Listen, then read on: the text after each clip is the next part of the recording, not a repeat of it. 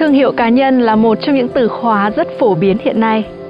Rất nhiều người muốn tìm cách để xây dựng cho mình một thương hiệu cá nhân, và cũng rất nhiều người dạy người khác cách xây dựng một thương hiệu cá nhân.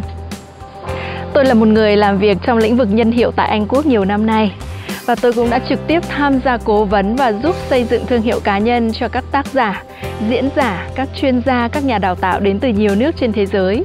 Và với kinh nghiệm của mình thì tôi có đôi điều có thể chia sẻ với các bạn về chủ đề này. Nào, nếu như các bạn muốn học những thủ thuật, những mẹo để có thể trở thành một tên tuổi nổi tiếng chỉ sau một đêm, hay bạn muốn biết cách để trở thành một trend xuất hiện trong chốc loáng, thì video này không dành cho bạn.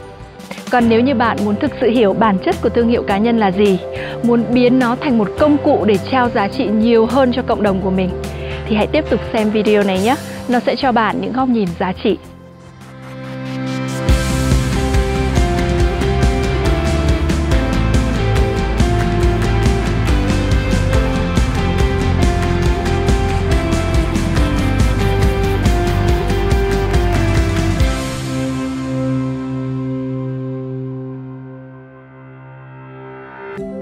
Điều đầu tiên mà tôi chia sẻ với các bạn về thương hiệu cá nhân có lẽ rất khác với những gì bạn đã từng nghe, từng biết.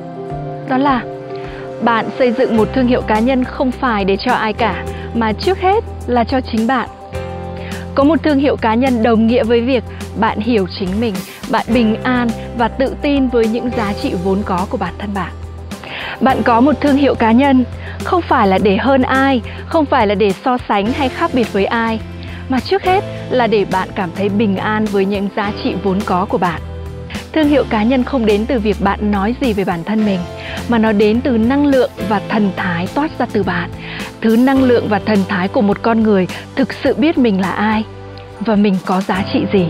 Vì thế các bạn thân mến, xây dựng thương hiệu cá nhân không phải là một hành trình hướng ra bên ngoài, mà bản chất nó là hành trình trở về với bên trong, với những gì cốt lõi nhất của bạn và mang nó ra với thế giới bên ngoài. Nó không phải là việc tìm kiếm những thứ để khoác lên mình, những danh hiệu, những thứ lấp lánh để nổi bật. Nó là việc chạm sâu vào những gì là chân thực, là vốn có nhất của bạn. Và điều thứ hai mà tôi muốn chia sẻ với các bạn về thương hiệu cá nhân đó là thương hiệu cá nhân của bạn không chỉ phụ thuộc vào những thứ bạn biết, mà nó phụ thuộc vào những thứ bạn có thể chia sẻ. It's based on what you share, not just what you know. Nếu như bạn biết rất nhiều nhưng lại không thể chia sẻ nó với người khác thì sẽ có giá trị gì đây? Những kiến thức của bạn sẽ chỉ có thể trở thành giá trị cho một ai đó nếu như bạn biết cách chia sẻ nó theo cách mà người khác có thể đón nhận được. Rất nhiều những học viên, rất nhiều những học trò của tôi mắc một căn bệnh, đó là mình chưa đủ giỏi, mình biết chưa đủ nhiều, và vì thế họ ngồi đó và chờ đợi. Họ ngồi đó chờ đợi cho đến khi họ biết đủ nhiều, cho đến khi họ cảm thấy họ đã đủ tự tin rồi mới dám xuất hiện để chia sẻ những thứ họ biết. Các bạn thân mến, nếu như đó là bạn, nếu như bạn đang cảm thấy như vậy về bản thân cũng như công việc của mình, thì có một điều tôi muốn các bạn hãy ghi nhớ rằng thế giới này không cần thêm những nhân vật hoàn hảo, không cần thêm những câu chuyện không tì vết. Cái mà thế giới này thực sự cần đó là những câu chuyện chân thực. Kể cả những thách thức, những trở ngại mà một ai đó gặp phải trên hành trình thực hiện ước mơ và sứ mệnh của mình. Kể cả những nỗ lực hoàn thiện mình hơn của một ai đó trên con đường của họ. Đó mới là thứ mang lại những cảm hứng thực sự. Đó mới là những thứ thực sự chân thực. Và đó là lý do nếu như bạn muốn xây dựng thương hiệu cá nhân cho mình thì hãy xuất hiện với một câu chuyện chưa hoàn hảo của bạn. Vì thế bạn thân mến, thương hiệu cá nhân của bạn không phụ thuộc vào việc bạn biết nhiều đến đâu, mà phụ thuộc vào việc bạn sẵn sàng chia sẻ những gì bạn có nhiều đến mức nào. Tôi có một câu hỏi dành cho bạn. Thương hiệu cá nhân của bạn đáng giá bao nhiêu? Làm thế nào để bạn có thể định giá được thương hiệu cá nhân của mình? Các bạn thân mến, giá trị thương hiệu của bạn được đo đếm bằng chính giá trị mà bạn có thể mang lại cho cộng đồng, cho khách hàng và cho thế giới này thông qua công việc của bạn. Và lại một lần nữa, đây là một vấn đề mà rất nhiều những học trò của tôi đang vướng mắc. Họ luôn luôn thắc mắc rằng, Ruby ơi, mình có giá trị gì đặc biệt để có thể trao đi? Mình cần thêm những chứng chỉ, những bằng cấp, những danh hiệu, những giải thưởng nào nữa?